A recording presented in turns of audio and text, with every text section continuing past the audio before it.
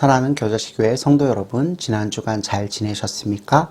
하나님의 말씀을 사모하여 예배의 자리에 나오신 여러분들을 주님의 이름으로 환영하고 축복합니다. 오늘 저와 여러분이 함께 읽고 듣고 나눌 말씀은 룻기 4장 1절로 10절 말씀입니다. 이 말씀은 여러분이 가지고 계신 개역개정판 성경 구약편 405페이지 즈음에 나와 있습니다. 다 찾으신 줄로 알고 제가 하나님의 말씀을 봉독합니다. 보아스가 성문으로 올라가서 거기 앉아 있더니 마침 보아스가 말하던 기업 물을 자가 지나가는지라.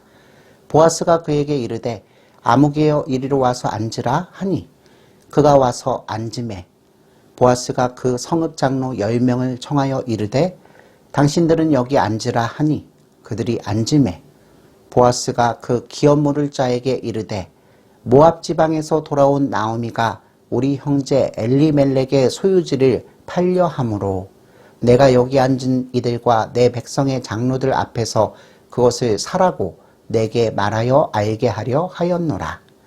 만일 내가 물으려면 물으려니와 만일 내가 물으지 아니하려거든 내게 고하여 알게 하라. 내 다음은 나요. 그 외에는 물을 자가 없느니라 하니 그가 이르되 내가 물으리라 하는지라. 보아스가 이르되 내가 나오미의 손에서 그 밭을 사는 날에 곧 죽은 자의 아내 모압 여인 룻에게서 사서 그 죽은 자의 기업을 그의 이름으로 세워야 할지니라 하니 그 기업 물을 자가 이르되 나는 내 기업에 손해가 있을까 하여 나를 위하여 물으지 못하노니 내가 물을 것을 내가 물으라. 나는 물으지 못하겠노라 하는지라. 옛적 이스라엘 중에는 모든 것을 물으거나 교환하는 일을 확정하기 위하여 사람이 그의 신을 벗어 그의 이웃에게 주더니 이것이 이스라엘 중에 증명하는 전례가 된지라. 이에 그 기업 물을 자가 보아스에게 이르되 내가 너를 위하여 사라 하고 그의 신을 벗는지라. 보아스가 장로들과 모든 백성에게 이르되 내가 엘리멜렉과 기런과 말론에게 있던 모든 것을 나오미의 손에서 산 일에 너희가 오늘 증인이 되었고 또 말론의 아내 모압 여인 룻을 사서 나의 아내로 맞이하고 그 죽은 자의 기업을 그의 이름으로 세워 그의 이름이 그의 형제중과 그곳 성문에서 끊어지지 아니하게 하매 너희가 오늘 증인이 되었느니라 하니. 아멘. 사랑하는 성도 여러분, 법 앞에서 고개를 숙이는 것은 이 땅을 살아가는 모든 시민의 기본 의무입니다. 더군다나 하나님의 율법은 누구도 거스를 수 없는 신성한 법이 아닙니까? 하나님께서는 언약 백성인 이스라엘에게 시내산에서 율법을 주셨는데 이것은 그들을 축복하기 위한 것이었습니다. 우리 다 함께 출애굽기 19장 5절과 6절 말씀을 찾아 읽어보도록 하겠습니다. 세계가 다 내게 속하였으니 너희가 내 말을 잘 듣고 내 언약을 지키면 너희는 모든 민족 중에서 내 소유가 되겠고 너희가 내게 대하여 제사장 나라가 되며 거룩한 백성이 되리라. 너는 이 말을 이스라엘 자손에게 전할지니라. 아멘. 성도 여러분, 하나님께서는 율법에 따라 사는 자에게 어디서든지 임하시고 복을 내리신다고 여러 번 강조하셨습니다. 룻기의 앞선 책인 사사기의 결론이 무엇입니까? 그때 이스라엘의 왕이 없으므로 사람이 각기 자기의 소견에 옳은 대로 행하였다고 했습니다. 이 말은 이중적인 의미가 있습니다. 하나는 위기 때에만 나타났다가 사라지는 임시 구원자인 사사들로서는 이스라엘을 구원할 수 없기 때문에 영원한 대사사인 의로운 왕이 구원자로서 이스라엘을 다스려야 한다는 것입니다. 이것은 예수님께서 이스라엘의 왕으로 오실 날을 멀리 바라보는 간절한 열망이었습니다. 또 하나의 의미는 사사시대에 이스라엘 백성이 하나님을 왕으로 섬기지 않았다는 사실을 신랄하게 지적하는 것입니다. 성도 여러분, 사사시대의 특징이 무엇입니까? 사사시대는 한마디로 무법천지였습니다. 하나님의 율법이 땅에 떨어진 시대였습니다. 그래서 사회가 혼란하고 사람들이 방탕하며 우상 숭배에 빠졌습니다. 그 결과는 무엇입니까?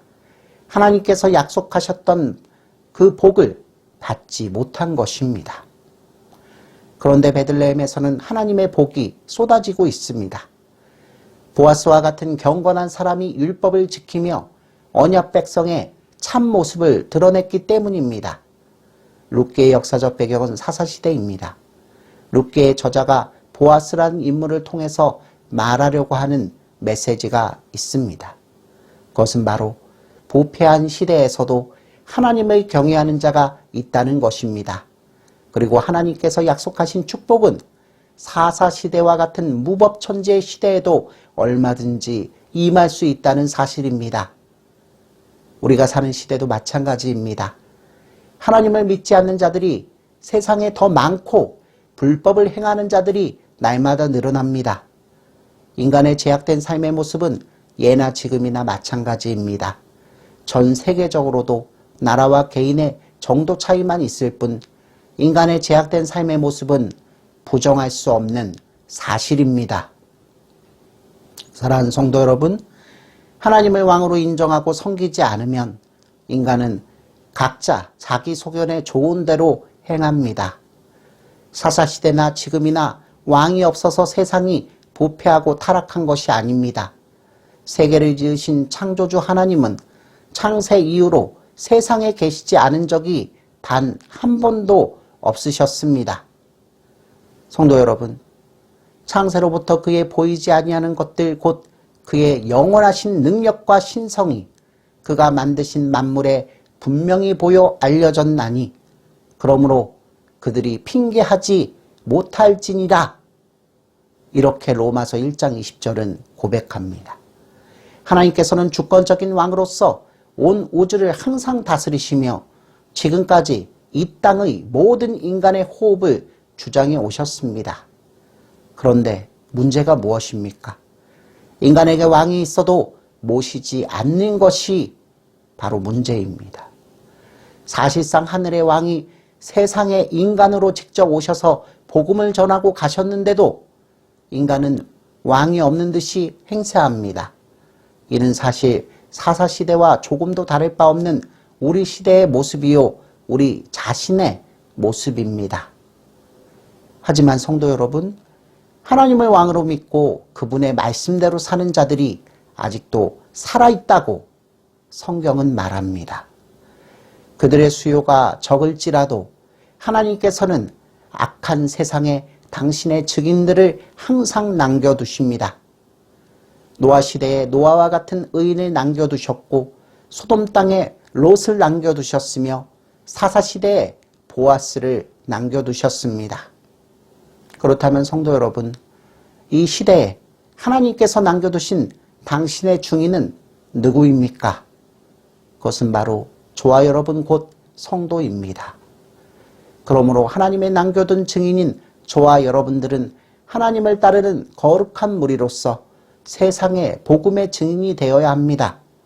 이것이 바로 보아스를 통해서 저와 여러분들이 받아야 할 영적인 도전입니다. 성도 여러분, 자기 이익만을 위해서 눈이 뒤집힐 정도로 세상은 정신없이 돌아갑니다. 돈과 추세와 향락을 위해서 질주하는 세상은 이제 걷잡을 수조차도 없습니다.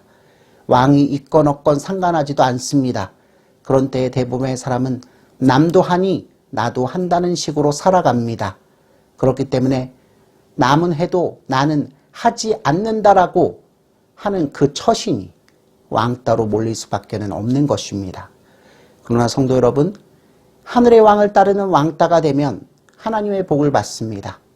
노아도 롯도 보아스도 모두 하늘의 왕을 따르는 경건한 왕따였다는 사실을 분명히 기억하시기 바랍니다.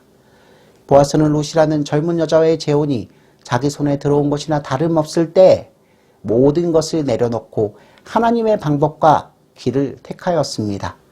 그 순간 모든 것이 달라지는 새로운 상황으로 일이 급진되었습니다. 롯의 가장 가까운 친족이 말하기를 나는 내 기업에 손해가 있을까 하여 나를 위하여 무르지 못하겠다고 하면서 자신의 기업 물을 권리를 포기하는 일이 일어났습니다. 그는 나오미로부터 밭을 사고서도 그녀의 죽은 남편의 이름을 붙여야 하는 것을 원하지 않았습니다. 룻까지 아내로 맞이해야 한다는 조건은 표면상으로는 좋게 들릴지 몰라도 내용상으로는 대단히 부담스러운 일이었습니다. 성도 여러분, 나오미의 경우라면 늙어서 자식을 못 낳을 테니까 땅이 기업 모르는 자의 것이 될 수도 있었습니다. 그러나 룻은 아직 젊기 때문에 자식을 낳을 것이고 그 낳는 자식에게 땅이 넘어가게 될 것입니다. 그렇게 되면 엘리멜렉의 이름이 땅과 함께 이어지고 자기에게는 이로울 것이 하나도 없을 것입니다. 그래서 룻의 가장 가까운 친족은 내 기업에 손해가 난다고 한 것입니다. 이렇게 하여 보아스는 룻의 기업물을 자로서 자기보다 순위가 높은 친족으로부터 합법적인 권리 이양을 받고 룻을 아내로 맞아들이게 됩니다. 사랑하는 성도 여러분, 하나님께서 섭리하실 때에는 반드시 인간적인 장애물들이 제거되는 역사가 일어납니다. 왜냐하면 사람의 마음을 주장하시는 분은 다름 아니라 하나님 한 분이시기 때문입니다. 따라서 저와 여러분들이 하나님의 선하신 뜻과 도우심에 의존할 때에는 여러 장애물 때문에 고심할 필요가 없습니다. 왜냐하면 하나님께서 우리에게 복을 내리시고 직접 개입하시면 얽혔던 일들도 쉽사리 풀리기 때문입니다. 성도 여러분, 보아스는 다른 기업물을 짜가 권리를 포기하는 것을 듣고 매우 기뻐했을 것입니다. 그는 베들레헴 성읍의 10 장로가 모인 앞에서 룻의 남편으로 선포되었습니다. 그가 만약 밤중에 타작마당으로 찾아온 룻의 구원 제안을 받고 참지 못하여 이런 절차를 밟지 않았더라면 하나님께서 룻을 자기의 아내로 주신다는 확신도 할 수 없었을 것입니다. 그는 하나님께서 기뻐하시는 방법을 기꺼이 따랐기 때문에 하나님께로부터 더 큰 보상을 받았습니다. 성도 여러분, 우리는 보아스가 장로들과 모든 성민 앞에서 기업물을 자로서 룻과의 결혼을 선언한 말에서 다시 한번 그의 사람됨을 확인하고 보아스를 크게 존경하지 않을 수 없습니다. 우리 다 함께 오늘 본문 9절로 10절 말씀을 읽어보도록 하겠습니다. 보아스가 장로들과 모든 백성에게 이르되 내가 엘리멜렉과 기룡과 말론에게 있던 모든 것을 나오미의 손에서 산 일에 너희가 오늘 증인이 되었고 또 말론의 아내 모압 여인 룻을 사서 나의 아내로 맞이하고 그 죽은 자의 기업을 그의 이름으로 세워 그의 이름이 그의 형제 중과 그곳 성문에서 끊어지지 아니하게 하매 너희가 오늘 증인이 되었느니라 하니. 아멘.